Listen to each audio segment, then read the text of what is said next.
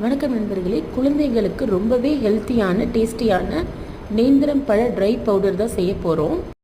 நேந்திரம் பழம் பழுக்கிறதுக்கு முந்தின ஸ்டேஜ் செங்காயை வாங்கி தோல் சீவிட்டு இந்த மாதிரி மெல்லிஸாக கட் பண்ணிக்கோங்க. இப்போ இதை வெயிலில் ஒரு 3 நாள் காய வச்சிடலாம். என்னோடய ஃபஸ்ட்டு பொண்ணு எனக்கு இதுக்கு ஹெல்ப் பண்ணுறா.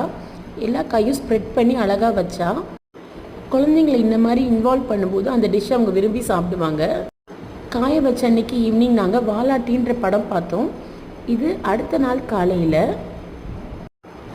நான் மொத்தமாக 3 நாள் காய வச்சேன். இது 3ஆவது நாள் அன்னைக்கு நல்லா ட்ரை ஆகி கிறிஸ்பாக ஆயிடுச்சு. இப்போ சின்ன மிக்ஸி ஜாரில் போட்டு நல்லா ஃபைன் பவுடரை அரைச்சிக்கோங்க. இதை எப்படி காய்ச்சி குழந்தைங்களுக்கு கொடுக்கறதுன்னு தனியாக வீடியோ போடுறேன். சர்க்கரை எதுவும் சேர்க்க தேவையில்லை.